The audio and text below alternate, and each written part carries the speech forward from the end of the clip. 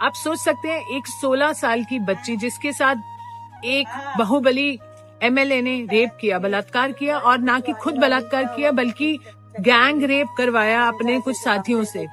और हम कौन सी दुनिया में, हमें लगता है कि ये हो गया। नहीं, आगे सुनिए। उसकी जब पिता ने रिपोर्ट कराने की कोशिश की, पुलिस कस्टडी में बहुत बुरी तरह से टॉर्चर करते हुए, जो आप फिल्मों में देखते हैं उतने हिस्से ज्यादा टॉर्चर करते हुए उसके पिता की पुलिस कस्टडी में हत्या कर दी गई। यहीं खत्म नहीं होता।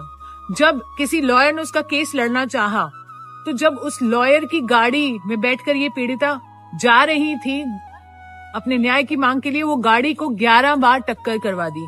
11 बार टक्कर खाने से उस गाड़ी में बैठे 4 सदस्य थे, जिसमें से 3 की ऑन स्पॉट डेथ हो गई, लॉयर की, इसकी मासी की, इसकी बुआ की, और ये बच्ची बच गई। आपकी रूह कांप उठेगी। और ये बच्ची कैसे बची है, मैंने इसको अस्पताल में तब देखा है जब ये क्रिटिकल केयर में थी 7 साल पहले, और उठ नहीं पा रही थी, वेंटिलेटर पर थी। 6 महीने जब वो उस वेंटिलेटर आईसीयू में रही, उसके बाद उसने अपनी हिम्मत जुटाई और अपना केस लड़ना चाहा। उस मुजरिम को उम्र कैद की सजा हुई। इतना कुछ खोया इस बच्ची ने। अपनी लाइफ को नॉर्मल करने लगी थी, अभी शादी की और कोशिश कर रही थी नॉर्मल होने की। हम उसके साथ थे इतने साल से, और अब क्या हुआ आप सुन के हैरान हो जाएंगे।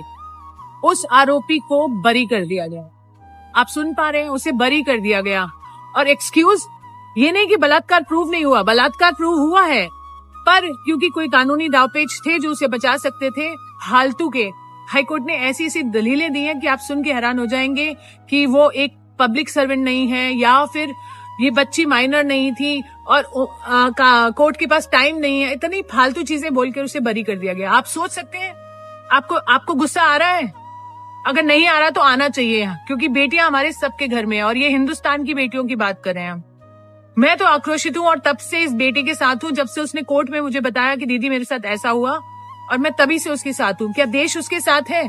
अगर नहीं है तो आप मर चुके हैं, अगर है तो आप सपोर्ट कीजिए, क्योंकि मुझे मालूम है ठंड का समय है, लोग नहीं आ सकते प्रोटेस्ट के लिए। अगर आप नहीं आना चाहते तो नहीं आइए, कोई बात नहीं, कम से कम वीडियो शेयर कीजिए, लोगों को जगाइए और बताइए कि ऐसी दरिंदगी हमारे देश में हो रही है और अपने बेटियों के साथ भी हो सकती है।